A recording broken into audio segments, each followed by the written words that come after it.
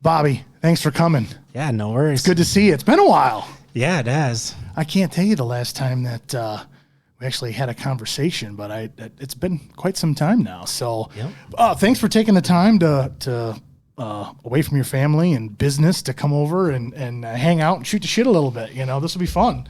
Yeah, I'm looking forward to it. Yeah, you've got a pretty cool career path that you've taken. That I had one other guy on the show that's into motorsports and water sports and things like that, but your path is pretty unique. Why don't you start off just a little bit about yourself? I mean, obviously you're from Harvard and stuff, but you started riding motocross at a pretty young age.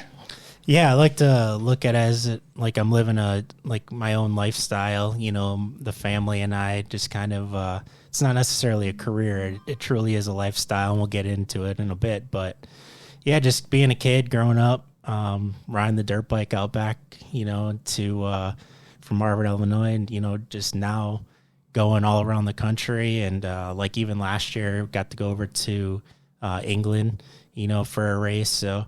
You know, it's crazy, you know, that where a dirt bike took me. Yeah. Or is taking me. It is taking you, right? So you started off, whatever, junior high or even before then, and here you're probably on a little 70 or something hammering around on the back country roads, and you've turned it into a career and a lifestyle, which is awesome. So after high school, you went off to a technical college, correct? Yeah, there's a year in between there. So, you know, growing up throughout high school, you know, football was pretty big to me. So, you know, I tried to do the college thing and went to Aurora for a year to play football and start your typical 4-year college. And, you know, soon in, I realized, you know, I wasn't cut out for that. Yeah, we need to sidetrack, you know, and go a different route. So actually enrolled into MMI, moved down to Florida. So and MMI is Motorcycle Mechanic Institute. So it's a technical college for, you know, motorcycle mechanics. So they do take you through, you know, step one, the most basics, to manufacturer training.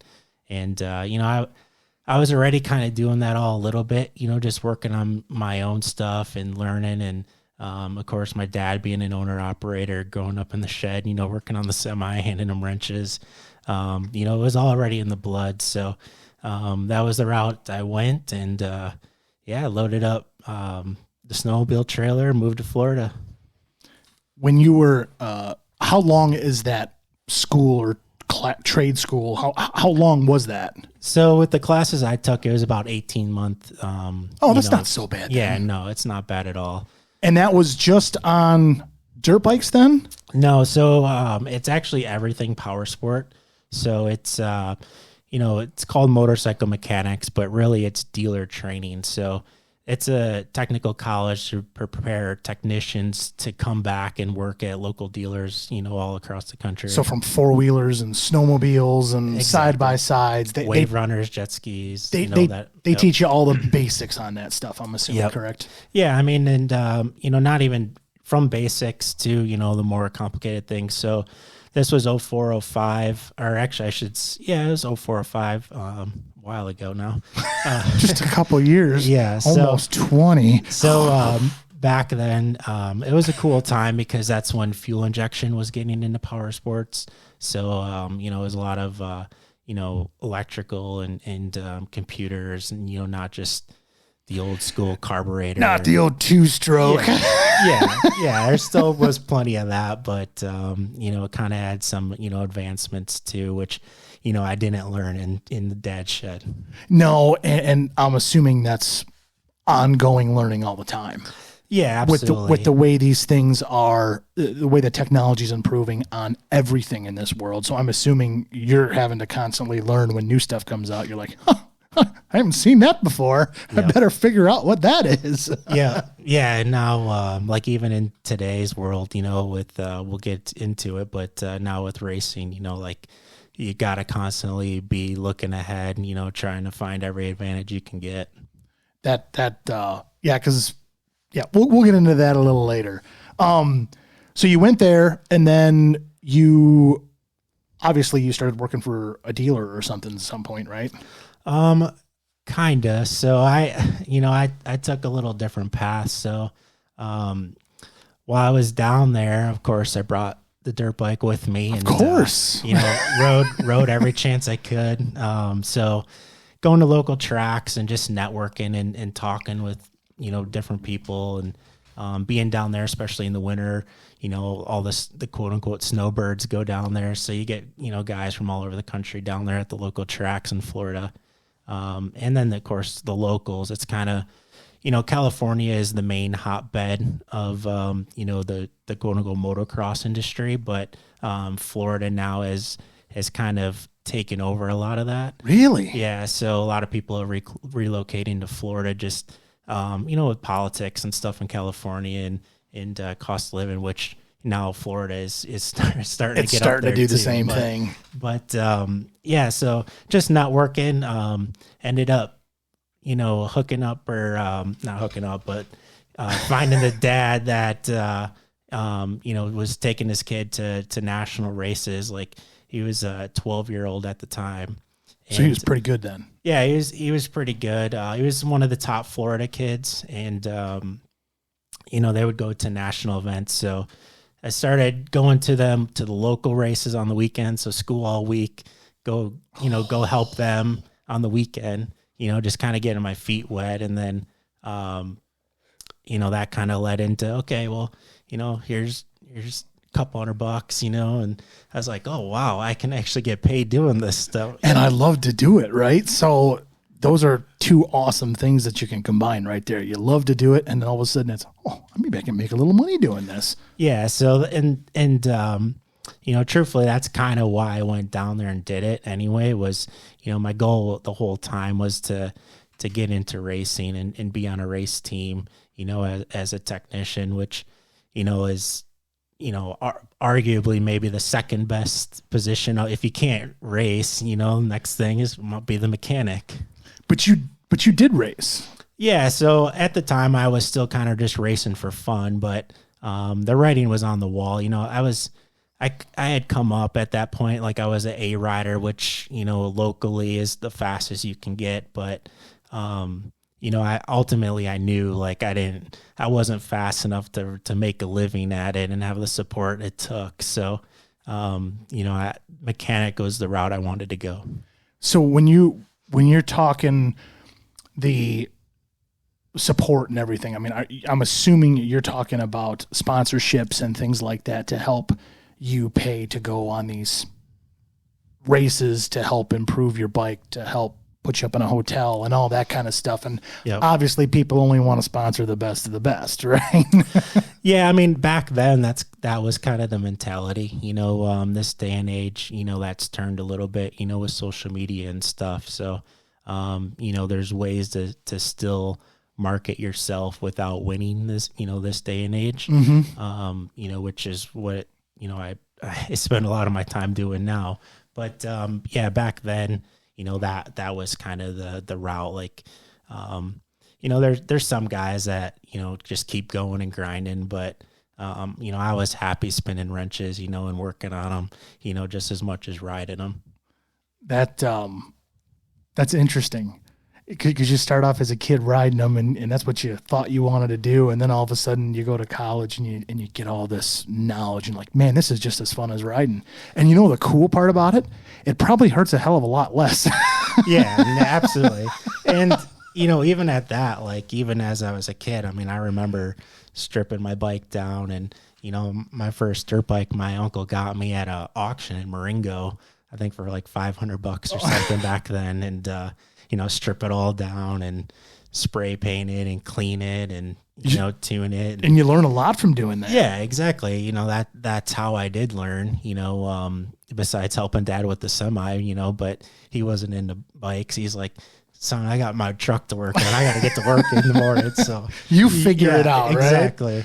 Yeah, I was, he would help me with the tube here and there that I was notoriously known for popping, but we got that down to a science now. But yeah, so, it was in the blood. I loved it at that point and realized, holy crap, I really can make a living, working on dirt bikes. So when you were following that 12-year-old kid around or whatever, were you the mechanic then? Or one of them that was so there they helping? They had a motorhome and a trailer, so it was the dad and the mom, and they had an older brother that was there in and out. But yeah, I would just go to the races with them and just make sure the bike was ready to go. Which you're the mechanic, but there's a lot else that goes into it. So what? So you get to the race. I mean, you got to make sure you have all the parts. So, before it even starts, you got to make sure you're got a checklist on what tools you need, what parts you think you need. Because once you get to the race, like if something happens and you're not prepared, now, what's the point of being there? So, and I'm assuming after a little time, you probably know, okay, I know these go bad and I know this can happen and blah, blah, blah, blah, blah. So I better take this along with us then. Yep, exactly. So you kind of learn the machine, and that's kind of where my racing background, I feel like it helped at that point was, I'd already been to hundreds of races. So I know kind of the process and what's going to happen. So just try to be as prepared as possible. Yeah. And obviously, shit can happen where you're like, well, I didn't see that coming, and there's nothing you can do about it. We'll get into that later. I just thought of another question. So you helped these folks on the weekend as you were going to school. You got out of school. You started networking with people. Now, were you networking for being a mechanic then at that point on a racing team, or were you just networking just to network to get your name out there both to get started? Yeah, both. So interesting enough, that kind of turned into one of that family's family friends. Had some property they had just recently purchased up in Virginia, right on the Blue Ridge Mountains, right off 77, about an hour north of Charlotte. Nice. And it was 100 acres, and they were gonna develop almost like a country club for motocross. So rather than a golf course in the middle of all these cabins, was a couple motocross tracks. That's cool. So they would sell 1 acre, pieces of property that, people would build whatever size house they want. And there it was mostly all cabins, just because of the setting and that. And then whether some of the families just live there full time, some would just summer come homes, and go. Yeah, exactly. Whatever. Yep. So, they're like, or he approached me. He's like, why don't you, come up here and you could kind of have your own shop on site, ride whenever you wanted. And, people are there riding, and, we need a mechanic on site. So if something breaks or, someone needs parts, I need someone there that can take care of them. I was like, sign me up. That is awesome. Yep. So, so I got out of school, packed up, moved to Virginia, just like that. So, downside of it is I was riding a lot and kind of got the bug back. Well, shoot, I feel pretty good on a bike. Let's go racing again. So, season comes around to Arena Cross, and it's like, what, there was another local pro in that area. And he's like, let's do all the pro races, because it's winter. So not too many people were on site, so let's just race, do the races we can. See what happens. Yeah, exactly. So I was like, all right, let's do it. And was going all right for the first couple rounds until, ironically enough, come back to Rockford here at the Metro Center. And first night, crash and break my femur. Just like that. Yeah, game over. Ouch. Yeah, and it was a pretty bad one, compound fracture. So, yeah, that was a low point in my life for sure. The first 6 weeks, basically, well, for a while I was at the hospital. It took a couple weeks to get out of the hospital. Yeah, I'm sure they probably had to reset everything, make sure everything's good to go, make sure that there's no infection, because at that point, who knows if there would be one or not. So they wanted to keep you there to make sure that everything is going to be good before we send you home. Yeah, and long story short, it wasn't, but they did. And just right on mom and dad's couch for a while. And it was bad, but it turns out the rod that I had put in my femur was too long, so it wasn't healing right. So I had to go back and get the screws at the bottom taken out, and then when you walk on it, you kind of like, compound it, like kind of force it together, which, helped it heal. That was a doozy. It pretty much took me out. Yeah, it took more me than a out. doozy. Yeah, it took me out. Probably about 9 months. Did you continue racing after that?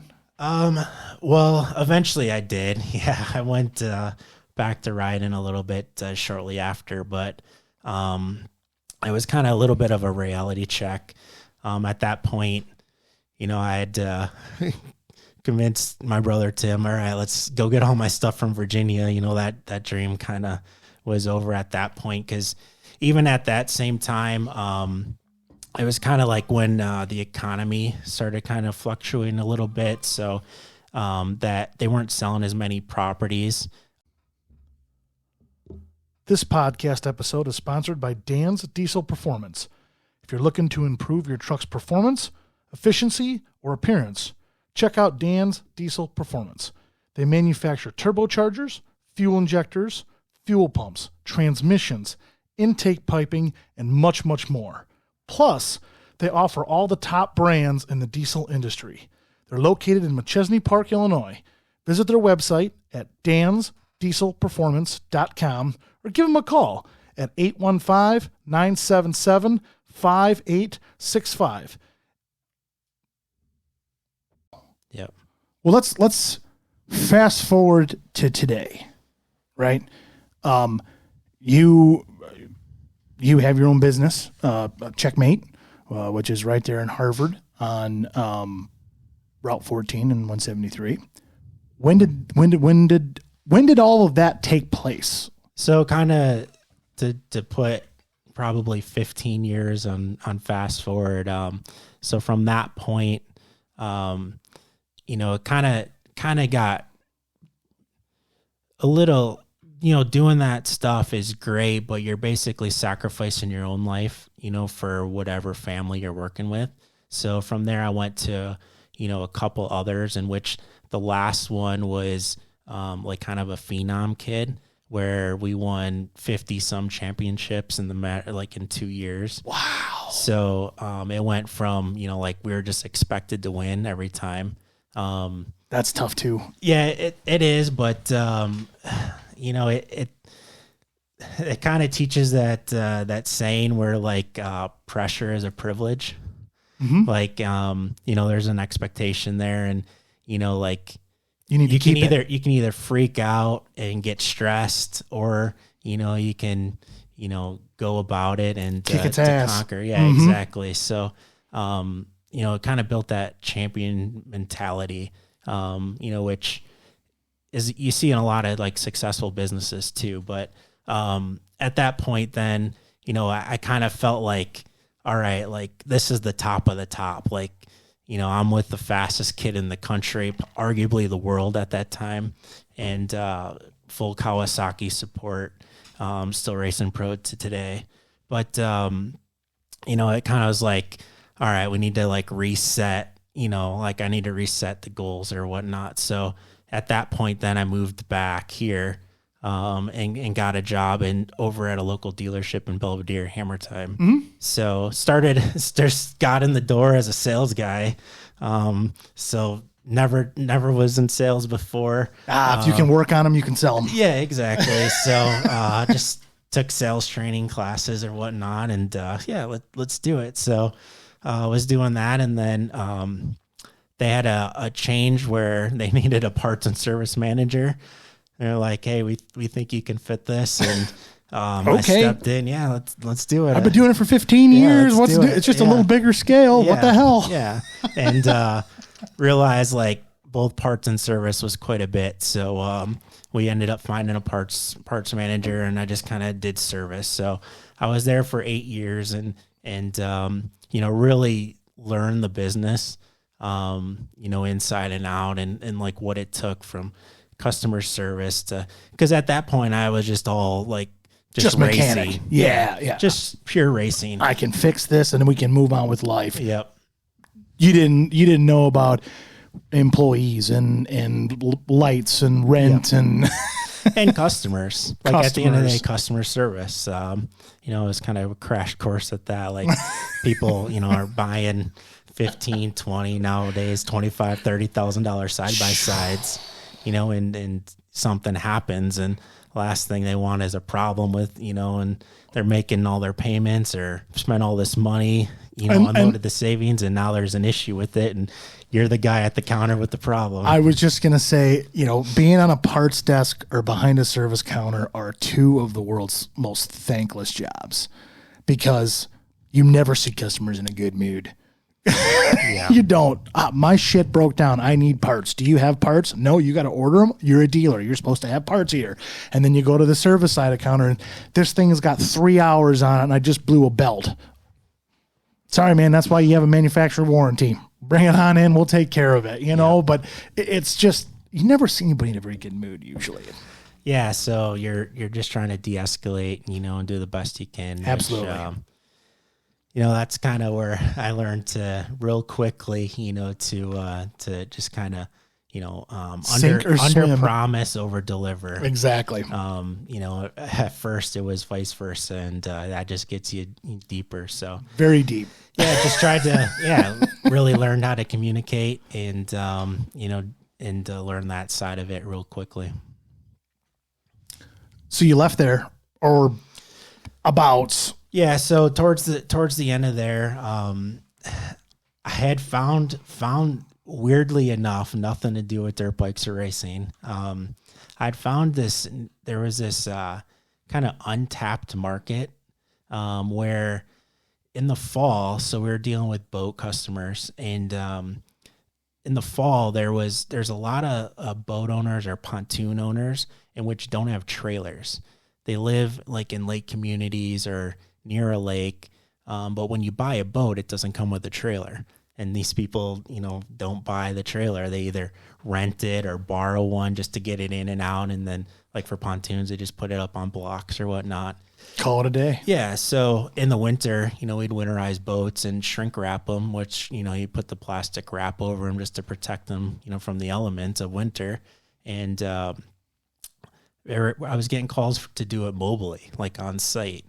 And I presented it to the owner, and he's like, nah, it doesn't sound efficient enough. We won't make any money at it, blah, blah, blah. And I kind of sat down. I was like, I don't know. Man, there might be something here. Yeah, there's something here. So me and one of my mechanics over there ended up just started doing it on the weekends, like every fall.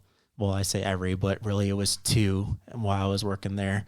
And all the money that I got from that, of course, paid him, and then just kind of put it back into itself.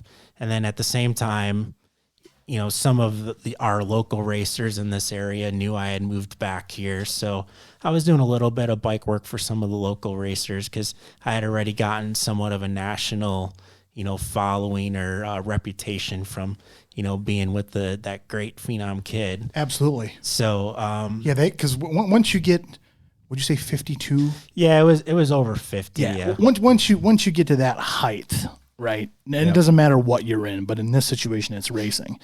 People want to try to mimic that. Yeah. So they know, hey, if I'm going to be great like this guy or this kid or whoever, we need somebody like Bobby. We need a mechanic like him to come in here and knows exactly what he's doing, how to tune this thing, how to make sure this thing's running properly, to make sure the air pressures are exactly the right way, blah, blah, blah, blah, blah, blah, blah, blah, blah.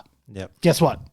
You get nominated, or you get looked at because people want to know what you do and how you do it. Yeah. So I was kind of dabbling in it a little as I was working at the dealership, towards the end. And I would take a week's vacation and, go work, at with these guys at the races. So it started to be more and more. And then, next thing your side job starts becoming more hours than your full-time job. Yeah, all of a sudden it's not just Saturday and Sunday. Now it's Tuesday and Thursday. And yeah, it was just a weird dynamic. And then one of the guys that I had helped, for a while at that point, he was just getting ready to go pro. So this was 2020, and he's like, hey, the dad actually called me, hey, my son's going pro, I want you to be there with them, at these races, just because, you bring a certain calmness and reassurance and, everything that goes along with it. So, that's when which requires traveling every weekend and, full on commitment. So that's when I had to sit down with the wife and, have a tough conversation. Yeah, exactly.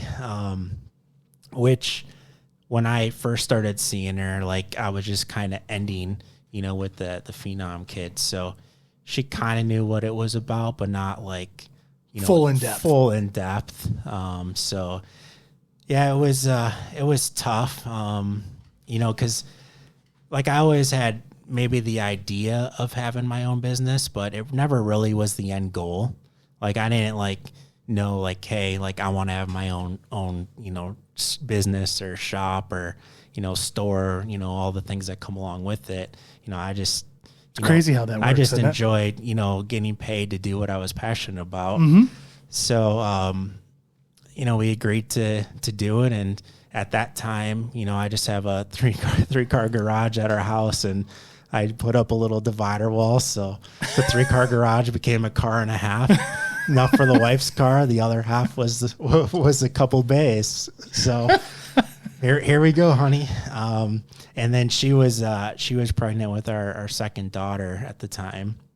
So, kind of the way it turned out, actually my last day at the dealership was the day our second daughter was born. Wow. I had to leave early, the last day. Darn it, right? Yeah, to go to the hospital. But, so you started the business out of your house then? Yeah. Or out of your garage? At that point, I just had committed to basically less overhead, obviously working out of the garage, but had enough clientele, so to speak, or friends of friends that needed help to, I was just doing, it wasn't side work anymore. It was full-time work just out of the house, and then going racing on the weekends. And then, a month and a half later, COVID hit. The world shut down. Which, is, it was bad for a lot of people, but it was a great thing for the power sports industry. It was. Because now everyone has time to go out and ride. And then, all the blue collar people or middle class or upper class that already has, motorcycles or side-by-sides or four-wheelers, they were still working and getting paid, but now they got all this extra money from the government. Stimulus check, let's go, buy another bike. So, let's fix the one that I got sitting here. Exactly. So, it probably was wonderful for you. Yeah. So it went through the roof. The whole industry spiked up, and it was great. In a lot of ways. I mean, it was tough, of course, obviously, but I said when COVID hit and they shut the world down, I said, there's going to be some good that comes out of this. It's not just going to be all hells and bells, There's going to be some good. And there has been a lot of good things that have come out of it. Yep. You just got to look at that picture of it and not look at the bad. Yeah, exactly. It kind of worked out to where, at that point then it was getting to where it wasn't just, the friends, people that I knew coming. It was a friend of a friend of a friend. And, it's like, things are getting a little eerie having, people come to the house. So then it was, all right, I need to find a place to, like a storefront, and just kind of go official. So, that takes us to Harvard. Just driving out to Mom and Pa's, and passing it all the time. I was like, what's going on here? So, it took me about 4 months to get into that place. I had to kind of prove to the city of Harvard that, what was going to happen and, make sure we're up to spec and on everything. But, it's been great. And you got in there in 2021 then? So it was December of 2020 was my first month there. Yep. So yeah, had to do quite a bit of work to it to kind of get it up to what you needed. Serviceable. Yeah. So it took the first month of just kind of renovating it a little bit on the inside. But so yeah, it started off fresh for 21 on. Nice. Yep. And you work on anything and everything motorsports, so correct? It's all power sports. Yep. Yeah. Like, no small engine stuff, no lawnmowers. Yeah, no lawnmowers and stuff like that. But we're talking ATVs, motorcycles, street bikes, jet skis. Yep. Basic service to boats as well. The boat world is, like kind of like what I said, started it all. I've still continued and you still do the shrink wrap on site? That's a huge thing in the fall for us. Absolutely. If people bring their boat to you, then obviously you can do it right there in the corner as well. Yeah. We do it at the store and on site. So, like I said, they'll kind of start at whether they have it sitting along the garage or we go to storage facilities or, wherever, even some other marinas, where they either don't do it or they charge too much. That's cool. You got your name out there though, that marinas are calling you up like, hey, we got some customers over here. Yep. Yeah. There's one in Fox Lake particular that they usually contract us out. We go over and help them just because they have so many to do. I think I know which one it is. Fox 14 Marina? No, it's Ben Watts. Ben Watts. Okay. Yeah. Either way. Yeah. But it's good when you can travel. I mean, that's a little bit of a travel, but it's good when you can go that far and not just do one and do however many you need to do. It makes it worth your time and effort. Yeah, I usually do up to like a 50-mile radius. So, I mean, that hits Madison, Milwaukee, Chicago, even like Rockford and South. So, went all the way down to Seneca, did one off the Illinois River this year. Really? So, you kind of, of course, logistically kind of get them where you could do 3, 4, 5 in a day. Yeah. Depending on the time change, like that really fights you sometimes, and the weather, of course. Yeah, because it sucks when it gets dark at 4:30 in the afternoon. Yep. And kind of throughout all that, so that first year that I went and helped the kid go pro, he rode for a team where the owner actually owns Rock River Power Sports up in Johnson Creek, Wisconsin, which is about an hour north of Harvard, right off 94, directly in between Milwaukee and Madison. And, so ironically enough, the team was based out of there, that he was racing for. Very close to your home. Yep. So got to know that owner, and he kind of knew like what was going on a little bit. Excuse me. So he would call me up, hey, we're falling behind in service. Can you come up and work for a day? So then one day turned to 2, and next thing you know, I'm up there, all week. Yeah, I don't know if I've done a full week, but pretty close. Yeah, but and then sometimes there's even things I can bring back down here. So that kind of filled the gaps of, because I still never advertised for it. It's always just been word of mouth. Between the racers and then, the general local person bringing a 4-wheeler or whatnot. It's always just been word of mouth or, someone kind of stopping by, hey, what are you guys doing here? So it's always just filled the gaps. And then. Well, that's probably nice in the slow time where if you get next week, you're like, man, we've only got 4 small jobs coming in. He might call you up and say, hey, I got 6 jobs to do. Can you handle it? Absolutely. Yeah, well, and that led to, okay, well, now I need some help. It's outgrown just me. If I really wanted to take advantage and capitalize, on this storefront, now I need to find some help. So, it's grown to where now, we have contracted the entire service department at Rock River Power Sports. So really, so now I do that entire service department up there. Good for you. It's basically a whole second location for us. And then, one of my main mechanic is now it has become a partner with me. He has a shop at his place out in Winnebago. in which, people out in the Rockford area and West have taken things to him. So really, we almost got 3 locations now. That's awesome. I got 5 guys helping me. So we got a 6-person crew, and yeah, we attack it every day. That is awesome. Yeah. So tell me if I'm wrong, but at one point in time I drove by and I seen a little Bobcat utility loader tractor out there.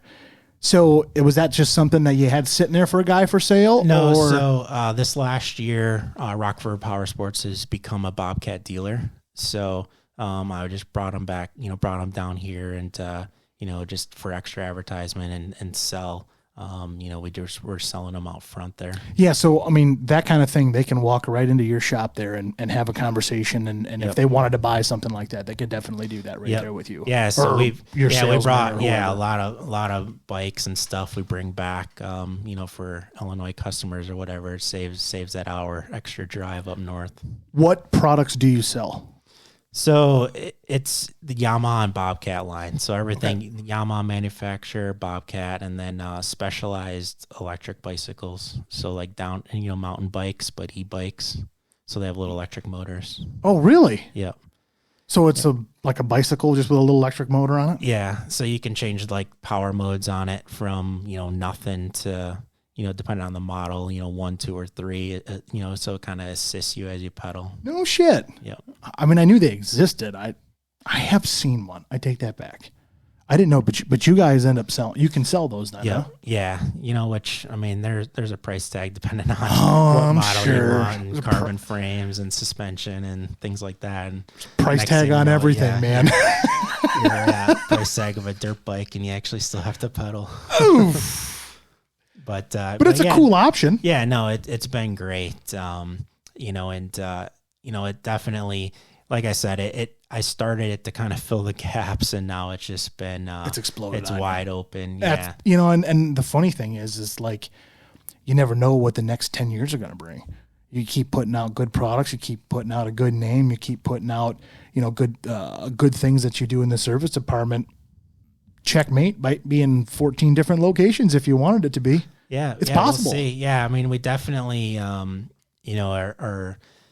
it's been about a year and a half now that, we've operated the service department up there, and it's pretty unique in the fact that, it's a business within a business up there, and that, the owner has allowed another company to come in and basically run a business under his roof. So it was, at that time, like I had never, of course, done anything of it, neither had he. So it was just, a lot of communication and kind of tweaking as we went. However, I feel like we got a good system now, and, I feel like it, as soon as we get I guess I shouldn't say as soon as we get, but like as we get, or I get more comfortable with it or whatnot, or get the staff to do it, it's something, that could be marketed to other dealerships, because, that, like you had said before, service is one of the hardest departments, in any dealership and it starts at the counter, with the service writer taking the abuse and trying to be transparent with all the customers and keep up the communication to, finding, proper technicians that will do the job right the first time. Exactly. That's the other big one. Efficiently from an owner's standpoint, it's hard to find everything all in one. Yeah. It's a pain in the ass. Yeah. So, there's a lot of guys that will do it right the first time, but, it'll take them a lot extra time too. And, that's kind of always been, the double-edged sword, as a girl, you try to be fair to all of our customers with pricing, but, at the same time, you gotta keep the lights and the heat on and the family's fed, so. And then you want to make sure your employees aren't going batshit crazy either. Yeah. Right? You want to make sure that you're not pushing them too hard and they're not screwing up more and more because you're pushing them too hard. So you just gotta find that wave. You're gonna have a few ups, you're gonna have a few downs, but if you can maintain a nice simple wave like that, you're gonna be great. Yeah, and that's kind of like one of the challenges for me, because I'm just, wide open every day. Like, they're like, aren't you tired? Aren't you burnt out? And it's like, you don't have time to be, that kind of goes back to, it's a lifestyle. It just, and now like I said before, like, I never really wanted quote unquote the business side of it, but now, I've been forced to, sit down on payrolls due, or, got to get taxes prepared, or, these need to be paid, or that needs to be done. And so now you're accountant, and all that on top of everything else. Yeah. But the big thing that you can sit back and go, that's mine, that's ours. I started this thing, but we're all building this to what it is now. Yep. So we all need to be pumped about it and happy about it. And if you don't see, and the awesome part about, don't get me wrong, there is a ton of shit that sucks about being a business owner. But when you are a business owner, if you look at your business and you go, man, I really don't like the way this particular thing is going, you have the ability to change that. Yep. Whether it's whatever it is, you look at something specific and be like, I don't like this. I need to change this for the better. Whether it's for me, whether it's for the business, whether it's for the employees, you still have that call to be able to do that. Yeah. And that's, one thing I feel like I've always been good at is, just because something's working doesn't mean like there's not something better. Like I've kind of always been open to that. I mean, a lot of, sweat, tears, time goes into it. And so, you try not to get tunnel vision down a wrong path. You try to, step back and be objective and look at the most efficient way and make sure, everyone's, doing their part to be efficient too. Cause, at the end of the day, like, the employees all get paid and, you're just making sure there's enough left over to take home to mama. Exactly. Yep. Yeah. But you're right. When you own a business like that, sometimes you literally got to step back and look at the big picture and decide, okay, we are doing something right here. We got this nailed down. This section, we got to do something different. How are we going to go about doing that? Yep. And then you can sit down and write all the pros and cons about how you're doing it now. And then when you want to change that, okay, here's all the pros and cons. Pros, it's going to be more efficient. Con, it's going to cost me some money. Until it gets up and going, then it's going to make me more money. Blah, blah, blah, blah, blah. That's the cool thing about when you build something like that, because you started from the ground up. So that's something to be proud of, that you've got 5 employees now and you guys look like you're booming and you're going to hopefully keep booming, So that's awesome. Yeah, I just tried to look at it. Oh, this is an investment. Yeah, we're spending all this money because it's an investment, right? It's an investment. Yeah, so maybe a tax write-off. Yeah, so no, it definitely is challenging, and try to kind of level it out so there isn't such low lows, and even the highs of highs. Just try to keep it mellow and look on seasonal trends and yearly trends, and definitely kind of fast forward a little bit, like now is throughout all dealerships in the area for us seasonal, from this point today, mid-January till depending on weather, end of March is the slowest time of the year. It is for power sports. We got no snow, so no one's out snowmobiling, and it's too cold and crappy to be enjoying any of the other toys. Mm-hmm. So that's kind of where to kind of go on to the other endeavor, that I got going on is the race team. So, the last couple of years, the owner has had trouble trying to find appropriate staff to help him operate the race team. So, now, is this the same owner as Rock River then? Yeah. Okay. So the same owner as Rock River, kind of going back to, where I was helping the kid go pro, that race team at that. Up until 2019, he had a title sponsor. 2020, he lost his title sponsor, and he's been kind of doing it on his own with some help of some other sponsors. Obviously. But the budget, has definitely had gone down at that point. So, he had tried a few things, while, I was kind of doing the Checkmate thing. He was doing some stuff. Well, last year we kind of linked up where, hey, we kind of have the service thing going in the right direction. Let's get the race team back on track. And that's important. Like this year is his 17th year of having the race team, but for him, Rock River Power Sports is Yamaha. He gets a contract from Yamaha to do like amateur support at a lot of the races. Okay. So that helps him, sell, Yamaha dirt bikes from the dealership, sell parts from the dealership. So that's kind of his drive. He's passionate about it too, but the drive there is to sell more bikes and parts as well. So it's important to try to get that exposure keep that going and keep that exposure going. So, it allows me to, the slow time of the year now, we have the race team to kind of fill that void a little bit. And it sometimes floods that void, but yeah, so it allows us to, get paid. Yeah. Now, we're back traveling every weekend. But at the shop, quote unquote, it's a slower time of the year, but now, hey, we can, work on Billy Bob's 4-wheeler on Tuesday, but this weekend we're going to California to go racing. So, it's kind of fast forward all that. Wow. So you guys are traveling almost every weekend then? Yeah. Huh? So it's the real deal.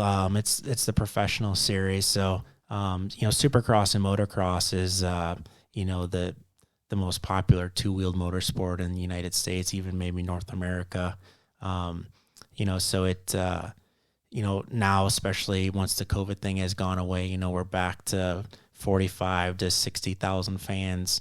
We're in baseball, NFL, NASCAR venues, just filling them up. So it's the premier level, top level. So, this year we got it to the point where we have 8 pro riders, and then about 5 amateur riders. So no shit. Yeah, so I'm managing all those guys, on top of everything. You guys else. Must be doing something right. Yeah. So we got there's a couple arena cross series too. So we have one guy winning one of those series, another guy sitting second. Those are like on MAV TV and Fox Sports 1, Fox Sports 2, if anyone is tuned into that stuff, Fridays and Saturday nights. And then on NBC and Peacock, Supercross is every Saturday now. That's unbelievable. Yeah, so it even more like I enjoy like just helping people. So, competing at the top level of the sport, not only kind of goes back to that competitive nature and learning the latest technology, but you're also, dealing with the best in the industry, and then to be able to bring that back to our local customers or to the area, I feel like is priceless. You've got 20 years of experience doing this. Yeah, literally 20.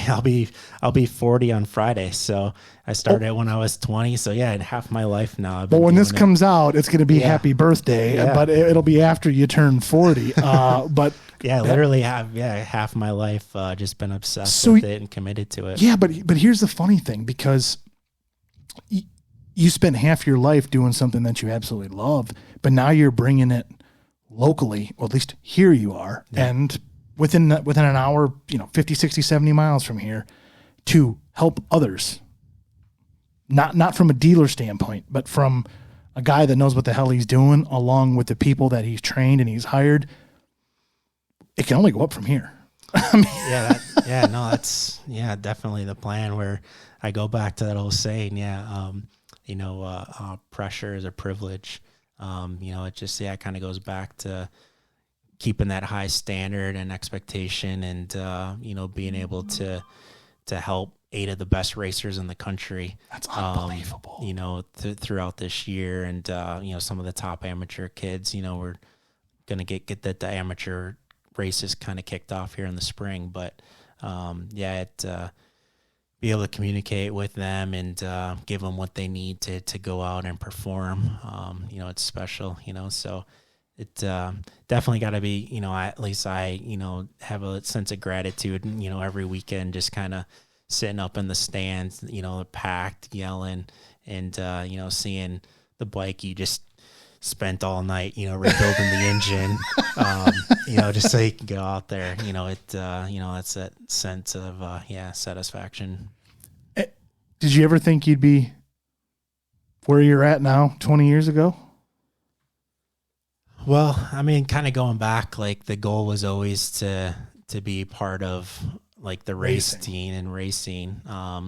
You know, the whole store side of it and business side of it, you know, is just added bonus. Yeah, it is an added bonus, you know, to kind of just secure, you know, sense of security and you know, make it worthwhile. I just was, you know, because some people can say, like, I knew what I was going to do at 18, 19, 20, 21 years old. 20 years later, they're doing exactly what they were doing. I just wanted to ask that question to see if you were like, you know, I knew I was going to be part of a racing team, just didn't know how. Yeah. Yeah. It, you know, it truly is, you know, just kind of a hustle, you know. I try not to put all my eggs in one basket. It's good, you know, good not to. Yeah. So, you know, that's why, you know, I kind of, you know, took a few years off just to kind of make sure, you know, I had something good going on or something, not necessarily to fall back on because, like, you know, I feel like failure isn't an option, but it's true. You know, it definitely adds bonus because with racing, you know, it's expensive. It's there's that saying, you know, it's not how fast you want to go, it's how fast can you afford to go. So that kind of goes back with, you know, now, you know, yeah, like quote unquote, I started as a mechanic, but, you know, now as, you know, the team principal, like trying to find sponsors and, you know, so now I'm doing marketing and, you know, trying to learn social media at the best of the ability and, you know, making videos and, you know, how can, you know, with our budget and the riders we have, like, you know, realistically, we're not going to go win Saturday night, but, you know, we're in the show. Our guys are making main events. You know, so I'm sure with probably half a budget. Yeah. And you're still making main events. Yeah. Like I said, you're doing something right. Yeah. Yeah. I mean, like with the semi we have and we operate out of, you know, it's $200,000 before we even start. You know, we just know we're going to need to put the truck on the road. So it's $200,000, you know, before the races even start. You know, that's no equipment or nothing. You know, that's just getting the semi throughout the year. So 40 weekends out of the year, you know, we got some 40 weekends. Yeah, there's some kind of event going on. There's 31 professional races, and then you know, we have the amateur races, and this year we stepped up and did those other arena cross races. So this part of the year, like January, you know, we had 3 different guys at 3 different, you know, parts of the country racing this, you know, right now. That is awesome. Yeah, it's just cool that, you know, you started off, but just by being a mechanic, and now here you are, coaching, teaching, learning yourself. You haven't stopped. Yeah, and you're still trying to grow and get better, and still be better, and still trying to teach everybody, and learn everything that you just mentioned about, which is what I think this world needs, is more of folks like you. Don't stop. Don't stop learning. Just keep going. It's tough. Yeah, you have to learn something new every day. Like that's my saying. Like just be a sponge every day. Like, you know, whether like I'm still taking sales classes or marketing classes, or, you know, learning the latest technology and just trying to, you know, make sure we know or have everything we need, you know, on our equipment, and always progressing that and try to make that better. And well, because I'm sure there's specific rules and regulations you guys got to have your bikes on when you go to these motocross events. So you're probably trying to figure out how to get your peak performance out of said regulations. Yeah, absolutely. There's you know, a displacement, you know, rule. So it's either 250cc or 450cc, the 2 classes. You know, and now we're on 4 strokes fuel injected. So, you know, a lot of electronics involved.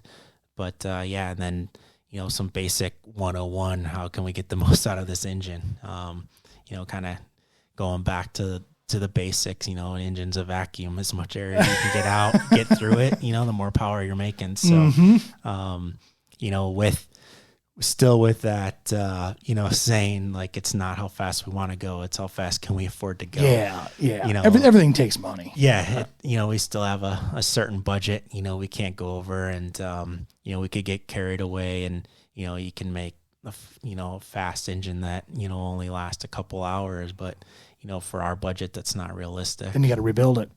Yep. Yeah. Basically, literally throw it away and start over. Ooh. Yeah.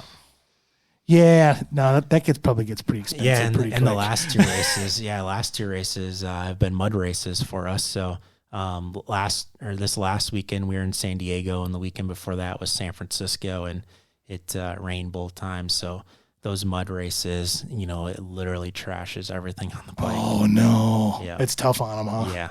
Yeah.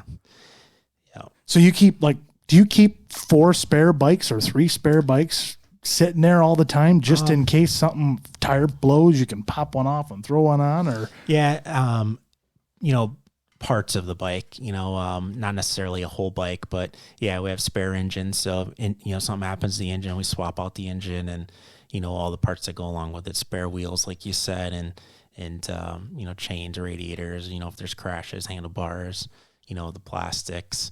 So there's a rule where the frame that you start with, you have to finish with. Oh, I didn't know that. Yeah, so that's one of the main rules. Like all the bikes go through like a technical inspection. They check the frame number.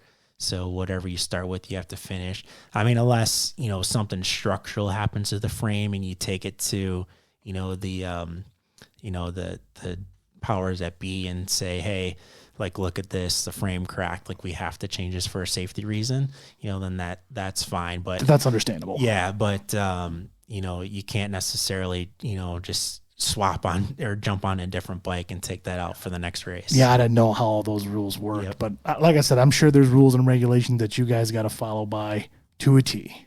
Yep. Well, anything else you want to add? Talk about?